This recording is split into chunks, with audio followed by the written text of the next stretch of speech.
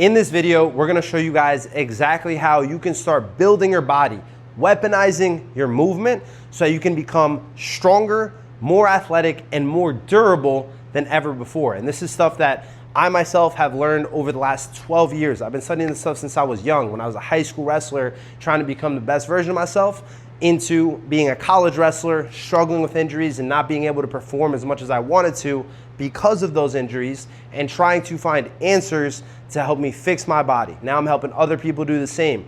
Isaiah has also had a very similar experience. He was also a college wrestler, dealt with injuries, bounced back, and was able to reach new levels that he would have never reached prior to his injury. So let's break it down.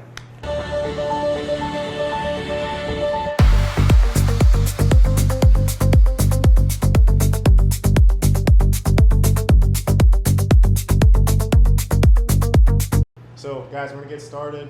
Me and Dawes have a saying, we like to say breath, body, business. You see how that goes up? You start with breath, then body, then business, right? Most people love to talk about money, talk about business, but they walk around like this, you know, breathing really shallow. So foundations, that's the key here. So we're gonna go with 3 B's today. We're doing breath, Biomechanics, and beast. So beast is just another word that starts with the letter B, but really what beast is strength, power, speed, performance, right? Most people only focus on the beast section because they're trying to go beast mode. They want to become a beast on the field. They want to become a beast on the mat. But the problem is, when you only focus on beast, that's the top of the pyramid. But if you don't have that foundation, you're not going to move well. You're probably going to get hurt, and you're never going to get as strong as you actually want to, because there's a natural way that your body was designed to move and function. And if you ignore that, you're never going to get to that level of performance that you want to get to. You have to do it in that order. Okay, so guys, with the breath, you guys can relate to this if you had a college room, wrestling room, high school football team, whatever sports. Every coach has a purpose, right? You want to have many advisors. You want to have many people in your corner doing a different thing. So we got Daza here. His head's a gold mine of experience with all strength and conditioning. When I'm in the room, when we have practice here at Dark Horse, I literally focus on 2 things. Going around the room, if I don't hear you breathing in when you're going down and out when you're going up on an exercise, I tell you, breathe in, breathe out. Like Mr. Miyagi, right? Wax on, wax off. So if you don't have that as a foundation, you can lift as heavy as you want, do as much as you want under a barbell or in the gym. The house is going to crumble if you don't have a good foundation, all right? So starting with the breath, we just want to be thinking with our movement. We're going to show you some rope stuff here, but we want to be thinking inhale, exhale. So this is your rope. We're going to show some deeper stuff when we get to the biomechanics and the mobility, but you're just here. You see Daza, you're swinging it underhand, right?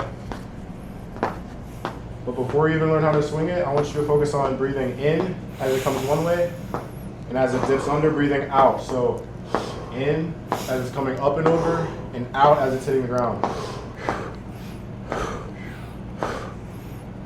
You see? As we go both ways, same thing. Focus on one side, exhaling, one side, inhaling.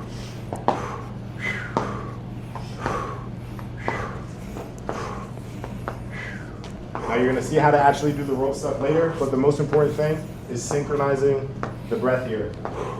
So this is actually your primer before your mobility, before your strength work. You want to do your warm-up and your breath work.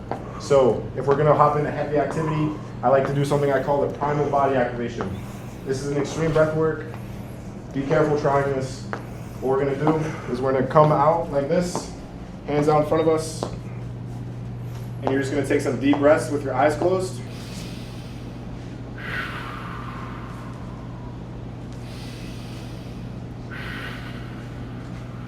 After that 5th breath, we're going to pump all the air out of our lungs, and we're going to get small.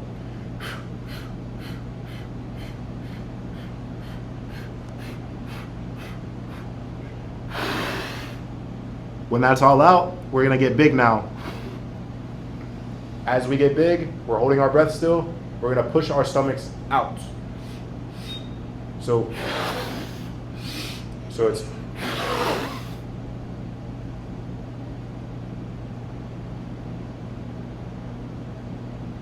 you should hold until you start to feel a bit of a sensation in your throat. That's your vagal tone. That's your vagal nerve. As it starts to rumble, vibrate, feel a little bit tingly, you want to hold that until it's too intense, and then you're going to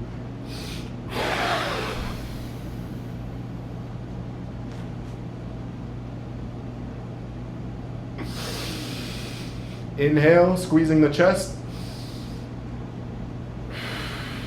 Exhale, squeezing the chest. Fully. The whole point of this is we're going extreme on the oxygen and CO2 ratio in the body. It's gonna wake you up and activate you. It's gonna jolt you like you just spent 30 seconds underwater, like you just got slapped in the face, and it's gonna prime you for movement. The reason breath is the foundation of everything that we do, and this isn't to sound like, this might sound very like woo-woo, very hippie, but it's not. Like, if you look at it from a scientific perspective, the breath is literally the bridge between the brain and the body. If your brain and your body cannot get on the same page, you're not gonna perform the way you wanna perform as an athlete or literally as a human being. After breath is biomechanics. So again, there's a natural way that our body is designed to move and function. If you can't breathe properly, your body's not functioning. If you can't move properly, that's what leads to injuries and plateaus in performance. This is an exercise that I learned from Mark Matsumoto, My Biomechanics, shout out to him. This exercise is phenomenal because it's gonna help you rewire the way that your body loads into your hip, and it's also gonna decompress your lats and your spine at the same time. So what we're gonna do, I'm gonna start with this cable machine, and I want the cable on the highest pulley.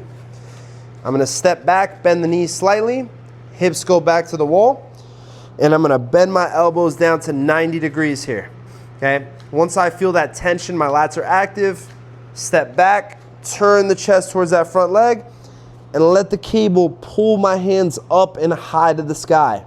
So as I'm doing this, I'm turning my chest towards my lead leg, okay?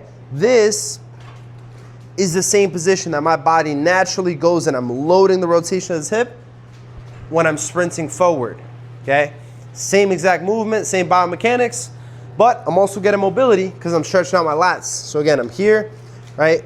Step back, load that hip, open up the lats. I want to think about breathing here, opening up the rib cage, and looking into my armpit. And then I'm going to come back to the middle, and I alternate sides. Step back, look into that side. Exhale, load that hip. You should feel a deep stretch in your lats, your shoulders, and that outer hip on the front leg. And the more that you work on this, again, it's gonna decompress your back, especially for somebody that's tight or rounded shoulders, whether it's from working at a desk all day or a grappler who's always rounded here, right, when they're working in their stance.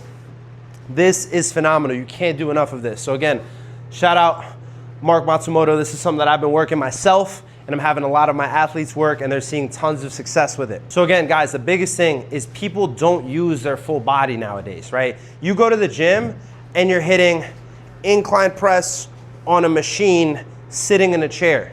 You sit in a chair for 8 or 9 hours a day as it is, whether you work at a job, whether you go to school, whatever you do, we're sedentary, all of us, for 8 or 9 hours a day minimum. So you think going to the gym and sitting in a chair and doing bicep curls is gonna help you. It's not. It's not, it's pointless. So what you need to do is use your full body. So the rope teaches you how to connect your body, how to use it as one unit, okay? How to move nice and easy and effortlessly. What the biomechanics does is it helps to integrate it from a strength perspective. So now I'm learning how to load my body, and I'm building strength through these chains of movement. Now that we've mastered breath and biomechanics, we're gonna get into the beast section of things. Now, we like to do things a little bit differently when it comes to strength, power, performance. One of the most important elements in performance is rotation. I don't care what sport you play, whether you're a baseball player, hockey, football, wrestling, every single sport involves rotation and rotational power. And so the way that we train rotational power is using coiling core training. So I'm gonna start a lot of my athletes off with a basic kneeling landmine press. But the way that I do my landmine press is a little bit different from how most people do them. Most people set up their landmine press like this. This arm is out. There's no thought about how to use it. And they're just pressing mindlessly up and down, okay? The way we do our landmine press, we're focusing on coiling. So we want to create a long side and a short side through our core. This allows us to target the lumbodorsal fascia on the back side of the body. I'll post a picture up for you guys to see, but that's the exact same muscles and lines of tissue that you are using when you produce an explosive rotational movement during sports. Like I said, I start a lot of my athletes with a kneeling landmine press. We're gonna go kneeling on the ground, and we're gonna pick up the bar with the same side. The setup is important. My elbow is down here in my pocket. My other elbow is high to the sky, okay? From here, I'm gonna press, and I'm gonna coil this elbow through. And you'll notice my head and my chest are leaning forward. I have forward intent, like I'm driving forward into the bar, and then I come back down into this same position, this coil position. I'm gonna get 3 reps here. Press, coil, get that head through. Press, coil, get the head through, okay? And always get that breath synced with the movement. So we're exhaling as we press, breathing in as we go down. Once we start to get comfortable with that rotation of the torso, that bending through the trunk of the body, we can start to add some coordination to it. So now we're gonna go into a landmine clean and press where I'm gonna get a little bit more athletic. So I'm gonna split stance, okay? I'm grabbing the bar with my opposite hand. So I'm leading lefty, grabbing the bar with my right hand, and I'm getting this coil nice and tight, all right? Elbow is glued to my hip. There's no space here, no space, okay? From here, I'm on my toes, I'm gonna rip it up. Think about keeping this bar tight to my body, like I'm zipping up my jacket. Then I'm gonna go here, and I switch my feet, okay? I'm on my toes. I'm gonna press and drive from my oblique, not just my shoulder, okay? Keeping that forward intent, heads forward, coils nice and tight right away. I'll give you guys 2 more reps here. Bring it down, drop. Okay, so there's 4 steps. Clean, press, pull, drop. Okay, so that's 1,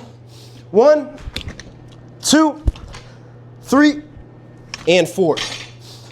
1, 2, 3, 4. I'm gonna give you 1 more.